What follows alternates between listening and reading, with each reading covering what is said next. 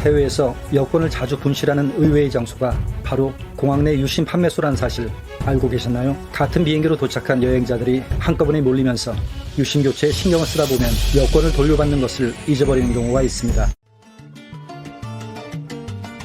안녕하세요. 해외 안전여행 TV입니다. 해외여행에서 가장 많은 피해 유형 중에 하나가 바로 소지품의 분실과 도난입니다. 설레는 마음으로 떠난 여행에서 갑작스럽게 휴대폰이 사라지고 가방이 없어진다면 정말 낭패를 겪게 됩니다. 오늘은 해외에서 분실 도난 피해가 자주 발생하는 장소와 안전하게 여행을 즐기는 방법에 대해 한번 알아보겠습니다. 공항은 여행의 시작과 마무리를 하는 곳이지만 동시에 소지품 분실 도난 위험에 많이 노출되는 곳이기도 합니다. 특히 입국 심사를 마치고 출국장을 나서는 순간부터 긴장을 늦춰서는 안 됩니다. 보통 대중교통이나 택시를 이용하여 바로 공항을 떠나지만 일부는 공항에서 휴대폰 유심을 구매하거나 환전을 위해 잠시 머무르게 되는데 이때 카트에 올려둔 짐들이 주요 타겟이 됩니다. 휴대폰 검색이나 화장실에 가는 동안 그리고 유심 구매와 환전에 집중할 때가 가장 취약한 시점인데 잠깐의 방심이 피해로 이어질 수 있습니다. 소지품은 가급적 자신의 몸에 가까이 항상 보이는 곳에 두도록 하고 낯선 현지인이 호객행위나 친절한 호의를 베푼다면 긴장해야 합니다. 불가피하게 짐과 떨어지게 될 때는 누구에게 짐을 부탁하는지 명확히 지정해 주는 것이 필요합니다. 해외에서 여권을 자주 분실하는 의외의 장소가 바로 공항 내 유심 판매소라는 사실을 알고 계셨나요? 같은 비행기로 도착한 여행자들이 한꺼번에 몰리면서 유심 교체에 신경을 쓰다 보면 여권 돌려받는 것을 잊어버리는 경우가 있습니다. 판매점에서 여권을 보관해주면 다행이지만 그렇지 않을 때도 많기 때문에 여권은 꺼낸 후에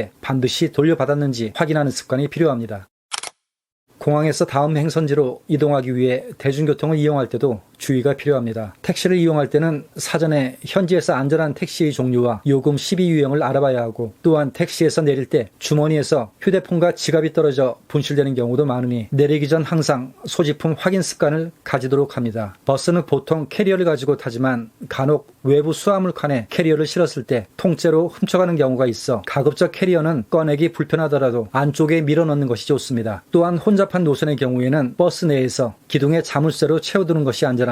지하철의 경우 에스컬레이터나 계단에서 짐을 옮겨주겠다고 접근하는 현지인을 주의해야 합니다. 전문 소매치기범의 경우 지하철 문이 열리는 짧은 순간에 가방이나 소지품을 낚아채어 달아나기 때문에 가급적 출입구에서 떨어진 안쪽으로 이동하는 것이 좋습니다. 숙소 체크인 시에 혼자라면 자신의 짐을 가지고 체크인을 하지만 일행이 있다면 보통 한 사람이 여권을 모아 체크인을 하고 나머지 일행들은 캐리어를 모아두고 소파에 앉아 휴식을 취하거나 화장실에 다녀오는 경우가 많습니다. 이때 여행객 차림에 낯선 사람이 호텔 로비에 있다가 여행객이 방심할 때 짐을 들고 나가는 경우도 종종 있으니 체크인 시에도 긴장을 풀어서는 안 됩니다. 가격이 비싼 호텔급이라면 어느 정도 보안이 지켜지지만 객실 내의 금고도 안전하지 못하다는 후기가 있기 때문에 귀중품은 프론트에 보관하는 것이 안전합니다. 가격이 저렴한 호스텔의 경우에는 가성비는 좋지만 도난에 취약하기 때문에 공유 공간에서는 튼튼한 개인 자물쇠를 준비해야 하고 때로는 샤워 시에도 귀중품을 들고 들어가야 하는 경우가 있다는 점 생각해야 합니다. 유명 관광지에 소매치기가 많은 이유는 그만큼 먹을거리가 많기 때문입니다. 이때 소매치기에 타겟이 되지 않는 것이 중요한데 너무 화려하거나 값비싼 액세서리는 금방 눈길을 사로잡을 수 있어 가능하면 평범하고 수수한 옷차림을 추천합니다. 길을 걸을 때는 어깨에 매는 숄더백보다 크로스백을 앞쪽으로 매는 것이 안전하고 백팩도 뒤쪽이 아닌 앞쪽으로 매는 것이 좋습니다. 가방 지퍼도 쉽게 열지 못하게 안전장치를 해두는 것이 좋은데 내가 불편하면 소매치기도 불편하다는 말 꼭 기억해야 할 명언입니다.